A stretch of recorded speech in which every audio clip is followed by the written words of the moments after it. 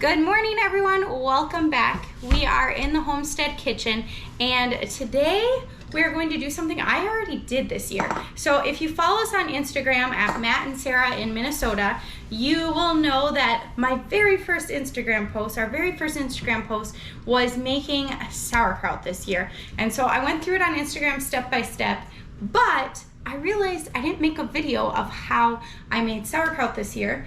And one of our friends had a whole bunch of cabbage and was like, I don't have time to do anything with this. What should I do? And I was like, you know what? I'll make you some sauerkraut. So we're gonna make some sauerkraut today. So lots of cabbage. First thing we're gonna do is get it washed up. I washed almost all of our vegetables in the same two things, some cold water with some vinegar and just some cheap salt.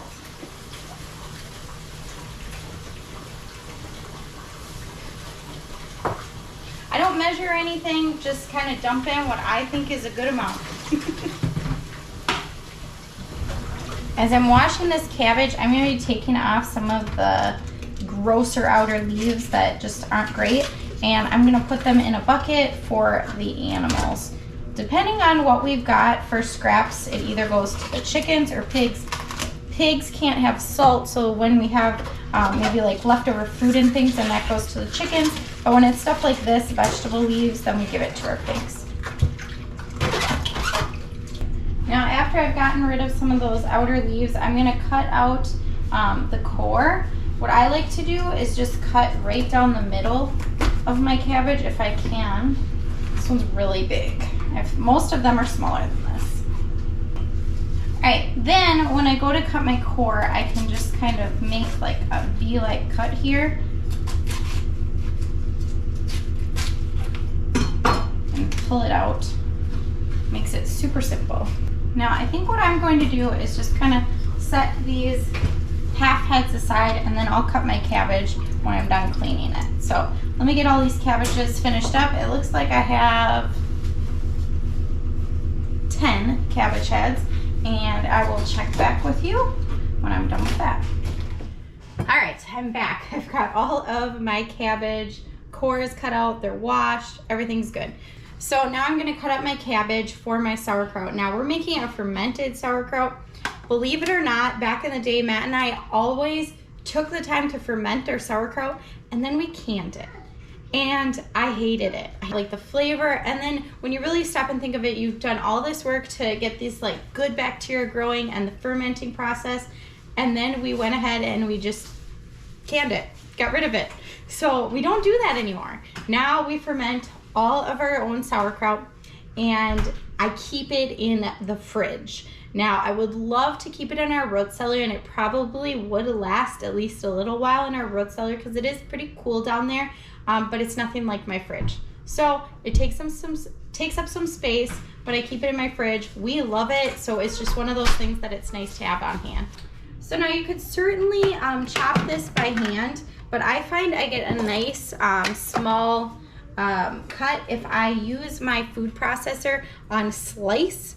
So I just make sure that my slice is up. I don't put a blade in the bottom. This is a Hamilton Beach food processor Matt got me a while back, and I really love it. It's not quite as powerful as the Cuisinart I had before, which I also loved, but I cracked the bowl of it, and I looked forever for a replacement, and I just never found one. So I am going to cut my cabbage a little bit so that I can easily put them in here. So almost like in sticks, and then, oh, even smaller, I guess.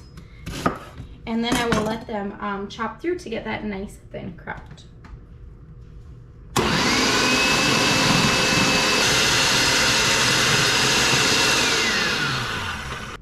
Before I get too far into shredding this, I always set aside some cabbage leaves of decent size. Let's see if I can get some decent size ones here. These are going to just be to keep my small pieces of cabbage in my brine from coming up in my jars. So I'm just gonna set aside a few decent sized leaves, and that way if I need them later, I have them. Otherwise we just chop them up and make a quick coleslaw of whatever's left. So whenever we're making sauerkraut, I make it based on weight. So it's really important you know the weight of the bowls you're using, just weighing your items. I think having a kitchen scale in my kitchen has been one of those things I changed a few years back that I don't know how I lived without it before. So I know the weight of this bowl. I've got it written in the front of my canning book if I forget, but it's 16 ounces or 1 pound. And I'm going to add the cabbage and then I will weigh it, and we're going to decide how much salt we're adding to our cabbage based on weight. In case you're curious how much 10 cabbage heads make, I've got my leaves here that I'm saving, and I think I saved about 8 just to be sure, and I filled both my red bowls almost to the top. I want to leave some room for mixing, so in fact this is probably pretty high. And then I've got a whole nother bowl full, and I don't think I have enough room to make this much kraut, so probably this bowl I'll wrap up and use it this week. It'd be a great week to make some soup. I love to make like chili based soup with cabbage in it, or I can make a quick stir fry with it, or of course coleslaw since it's fresh cabbage, and we probably won't be getting a lot of that coming into winter. All right, so we are all ready to weigh our cabbage. I've got my 16 ounce bowl or 1 pound. So I am going to weigh it, keeping in mind that I'm going to take away the weight of the bowl. So it is 7 pounds and 10 ounces. And I'm the beautiful husband. Or sorry. And I'm the handsome husband. You're the beautiful. I'm so tired. All right, so I made 2. What do you think? Which one? I hate that. Sorry. We're going over products. I hate this one. Okay, so we'll throw this away. We'll go with this one. I like it. Or do you like the old way? I actually prefer the old way. I'm so sorry that I had to change it. No, it's fine. Because this might be harder to read. I like it in theory, but in practice I don't. What if you did the old font cut like that? That is the old font. That's the font it was? Yeah. I swore it was solid. Well, we can always change the font when you're done with this, because now we just wasted their time. Bye. I'm going to go back to work. We are going to use canning or pickling salt. Whatever you use for canning, that's the salt you're going to use. Something that doesn't have a caking agent is the most important part, right? Same with canning. So I'm going to add 2% salt to my cabbage. Notice it is really important, especially if you're putting your kraut in a root cellar or something like that. You want to make sure that your ferment is proper, because if you don't have enough salt, you're not going to ferment your cabbage. If you have too much salt, it's not going to taste good. So we need to make sure that we have 2% is what I use. So I just asked our handy electronics what 2% is, just easier. But you do what you do to figure that out. I may not be the best at math. So I'm just going to add my salt until my weight is up to that 2%. This just how I do it.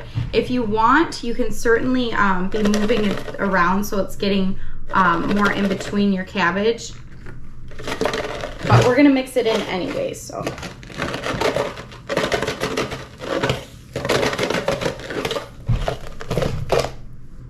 All right, that one's done. Next. Now this bowl weighs 13 ounces, so I'm gonna take that away.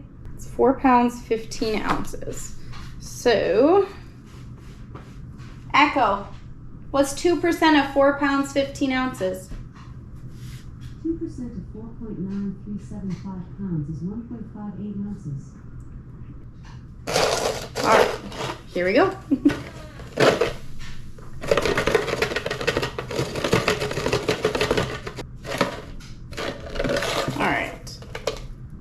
Actually a little bit much, but I got a little pile here. Let's see if we can pick it up.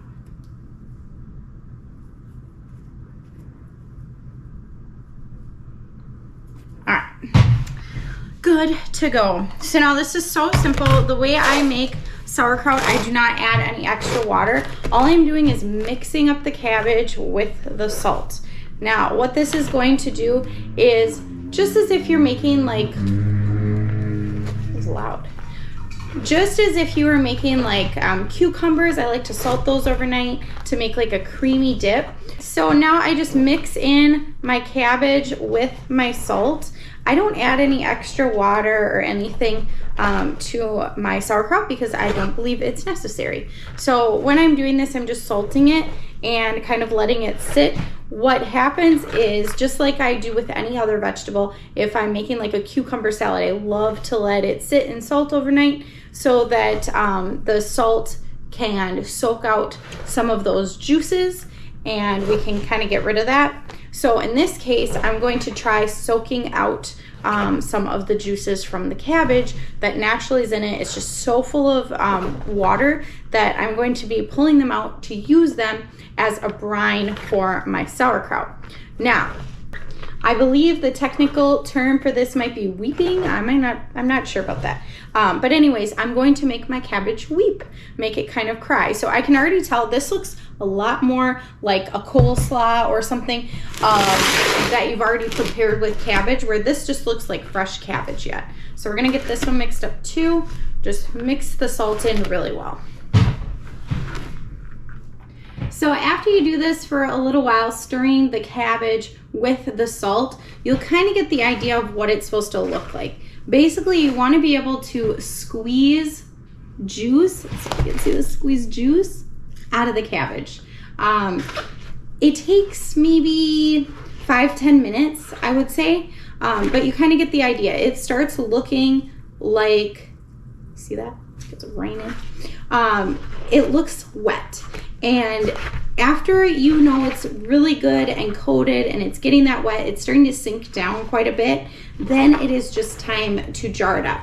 Now the liquid, I want to be sure is over my jars. So this is why I want to be sure I really have it ready. If you want to let it sit for a little bit, you can. You don't need to let it sit overnight like I was saying earlier about the cucumbers. I don't want to confuse anybody there.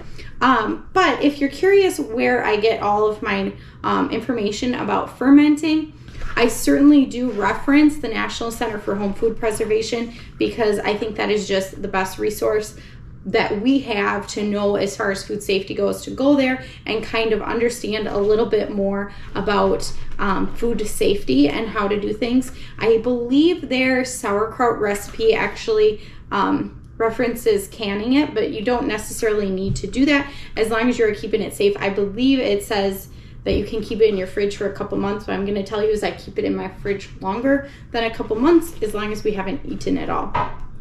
I do really enjoy this book, The Real Food Fermentation, and I've learned a lot from it. We eat fermented food almost every single day. Matt and I eat sauerkraut a lot. So my goal was to have about a bag a week, and I think we have about a bag a month. So I don't have specifically sauerkraut all the time, but we make fermented pickles, and so we're trying to keep kind of that good gut health things in our diet. So now when it comes to fermenting, I'm making a giant mess, but when it comes to fermenting, there's lots of things that you don't need. You really don't need anything special. I can put this in a bowl, I can put a cover on it, and I can just keep an eye on it.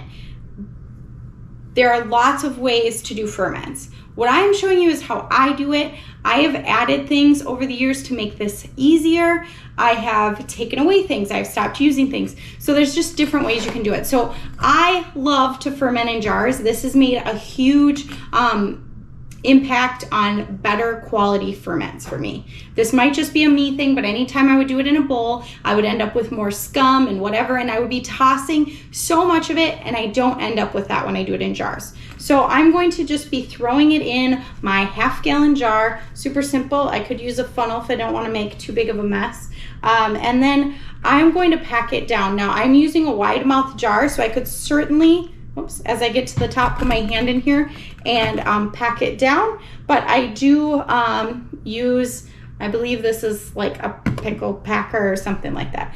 I do use that to pack it down in the jars and make sure my liquid is over the top.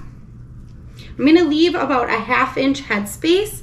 This is creating some gases. We want a ferment, which is creating good bacteria that's going to be good for our gut.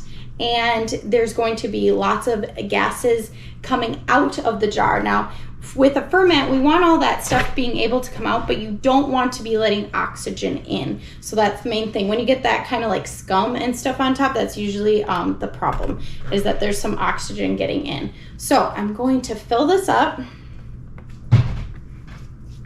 Just gonna get a little dirty here, and I'm gonna pack it down really tight so that my juices are going over my sauerkraut. I can fit quite a bit in here.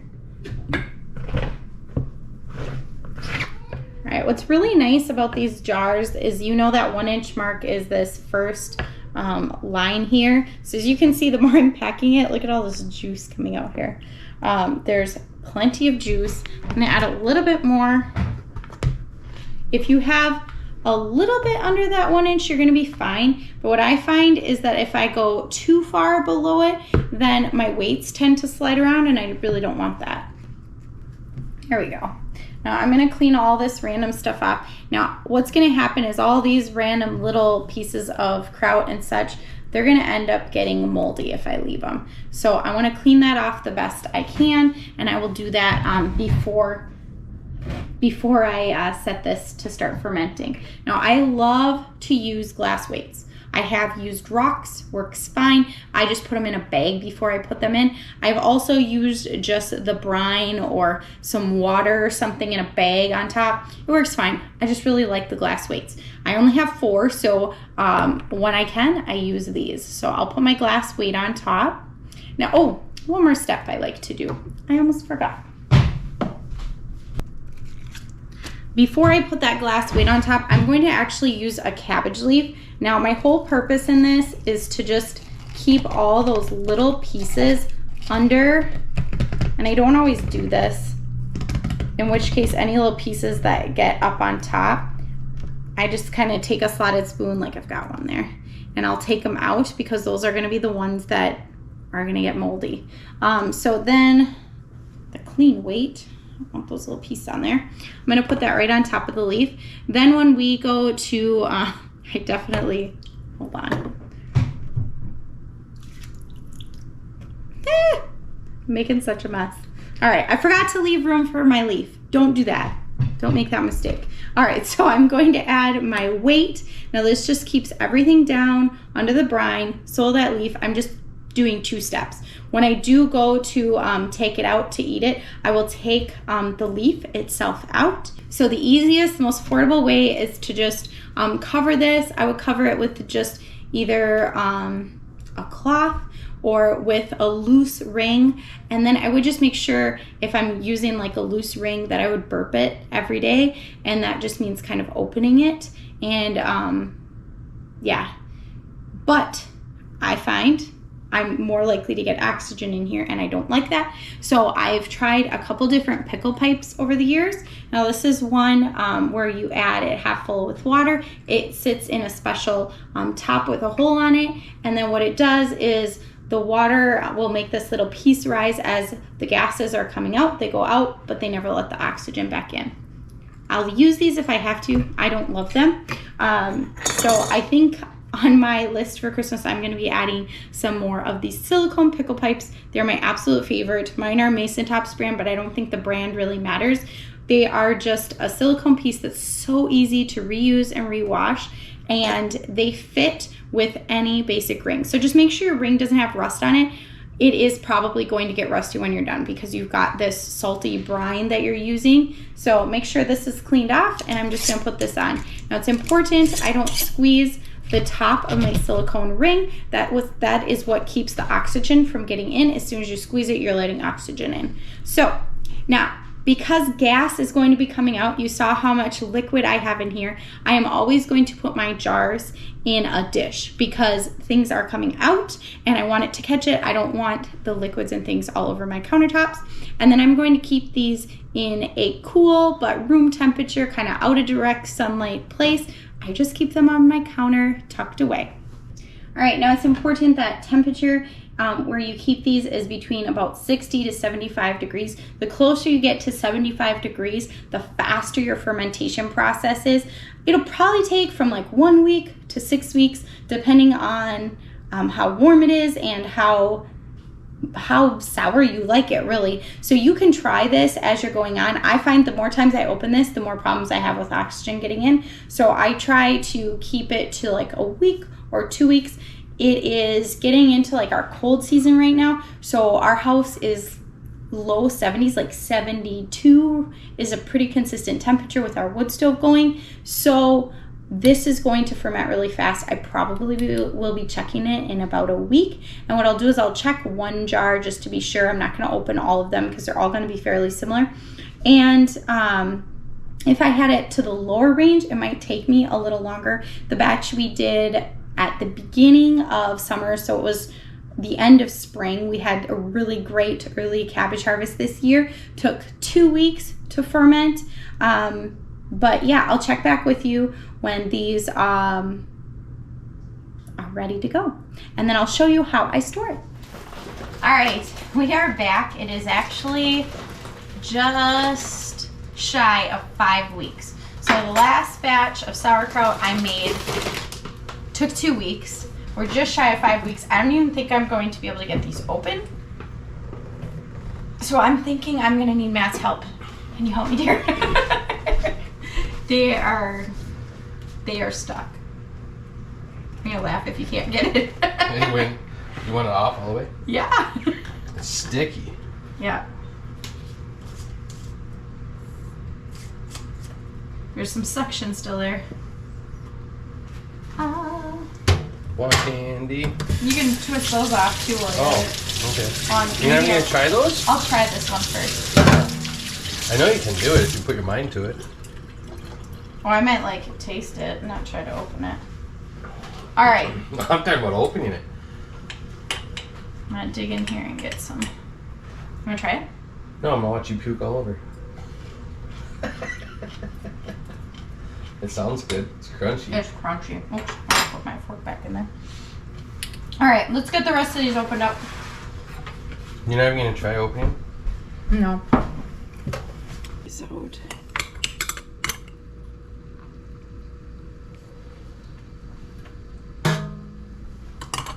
Had those cabbage leaves on here. Keep everything under the water. I'm tossing those. We'll make sure those go to the animals and they'll get some good gut health too. So I'm going to package these up. So what we've been doing, now these are perfectly fine to put in your fridge, or if you have somewhere where you feel like it's safely cold. I'm not 100% sure on my root cellar as far as if it's the right temperature, so I don't keep ours down there. I probably would be fine if I did. But what we do is we just put them in little bags, and then these go in our fridge. Just to show you, we've got these bags in the cake pan here of our sauerkraut. Now it just takes up a small corner of our fridge, which I'm fine with. If I didn't have the room, honestly, I'd probably get another fridge. But we have a second one in the mudroom, so I'm not really worried about that. Our neighbor wants to know if we want another fridge. No, I do not want another fridge. If I didn't have room, because we don't keep a lot of things on hand, it's fine. But some of the sauerkraut is actually going to some friends who gave us the cabbage. So we're going to get it all bagged up in small portions because a lot of them wanted it for one person for a meal here and there, like on top of a brat. So I'm going to make them quite small. Now, out of habit, I just grabbed in there the first jar, but then I took my tongs out because you don't want to be adding any of your own bacteria in here. So that helps too, putting in the smaller one. It's going to last a lot longer if I'm only opening small portions at a time. I do have a bag filler, like something to hold this, but I'm just setting this in a bowl. Just fine.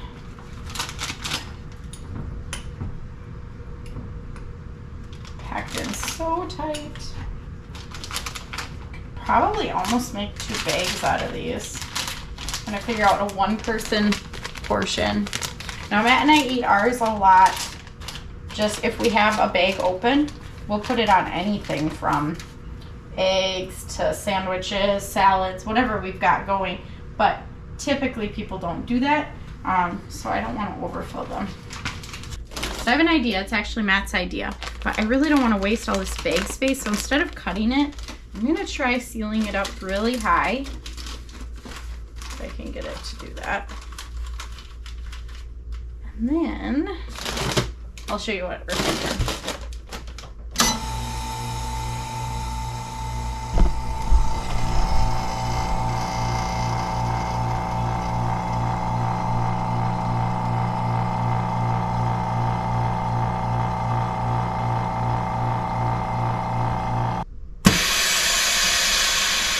Hey, it might have worked.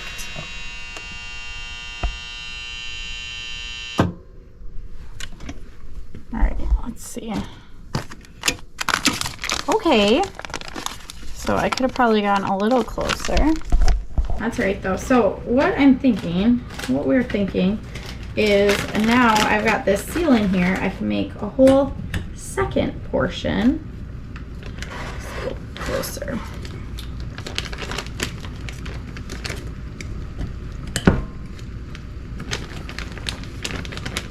Fill this up.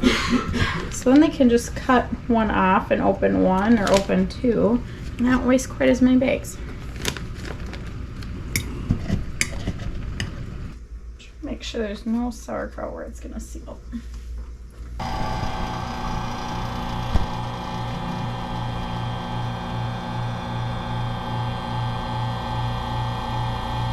Uh-oh, look at air went into that one. So it must not have fully sealed it.